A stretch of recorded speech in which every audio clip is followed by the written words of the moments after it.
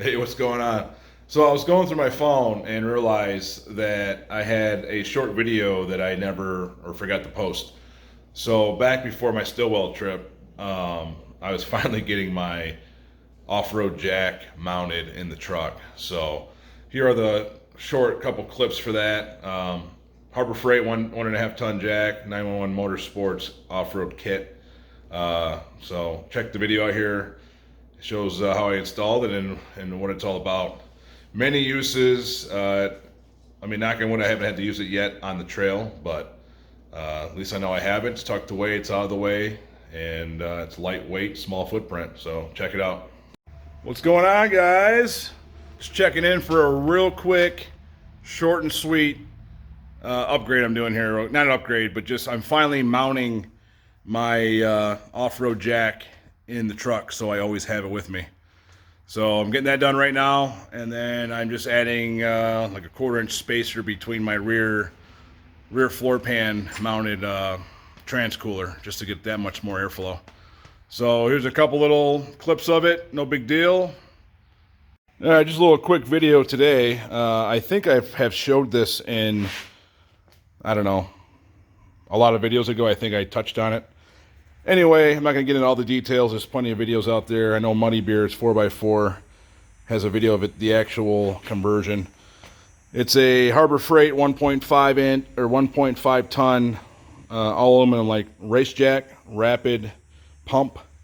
So every pump you do, it goes up quite a bit. I decided to go this route versus like a high lift.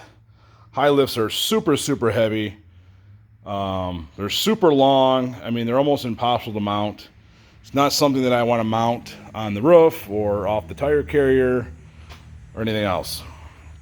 So you buy the jack from Harbor Freight. I think it's around $100, $99. And then 911 Motorsports has this conversion kit. Gives you the large wheels, the skid plate. You change out the head. And then you have this foot, and you got 2 extensions. So the jack itself, I forget, I don't know, it probably has like a 16-inch lift by itself. So then you can swap out the heads and get more lift for whatever you're doing. And of course that can go on top of that, but remember, you're not lifting the whole vehicle. You don't need a 5-ton jack to lift up just one corner. If you're on the trail, you got to change out one tire. 1.5 ton is like, what, 3,000 pounds? So this corner does not weigh 3,000 pounds. So a lot of people get a little concerned about stuff, but small footprint will do the job I need if I got to change a tire. I've also used it when the truck's at ride height.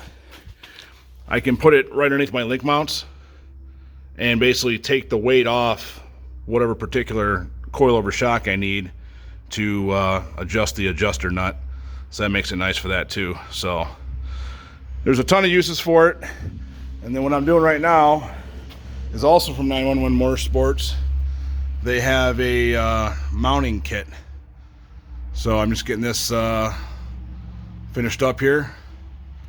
I did add a 1/4 inch spacer between the bracket itself and the floor, using grade 8 Allen head 1/4 bolts. And I waited a minute because my transmission cooler is underneath the floorboard, so I want to make sure I disconnected that and all the hoses so I didn't drill into that. And I'm also going to add another 1/4 inch spacer to space that down from the floor pan a little bit more. So just some simple upgrades, simple things. I'm getting ready for a big trip here in Stillwell, Ohio next weekend. So just going over all the nuts and bolts, all the hoses, doing an oil change, just getting it ready to go. So stay tuned for those videos coming up in a week or so. What makes this mount so cool is not only does it hold the jack, but it also holds the arm too. And the jack just sits right on top of it.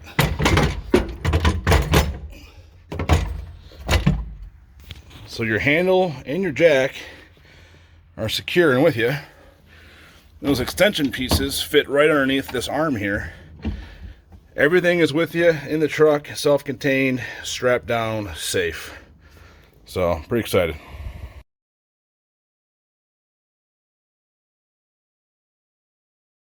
So yeah, short and sweet video. You guys get the point what it is. Like I said, there's other videos already online on YouTube about converting it over. I mean, it's self-explanatory.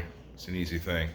So I got a lot more stuff coming up here soon. I'm hoping in the next week and a half, I got a new project I'll be starting. So that's gonna be very exciting. I'm gonna do a whole build series on that. So stay tuned. Lots of stuff coming up, and then just short of a month, we'll be down in Tennessee. So can't wait. And make sure you check out the other videos of the Explorer and the new paint job and how that's turning out. So a lot more to come.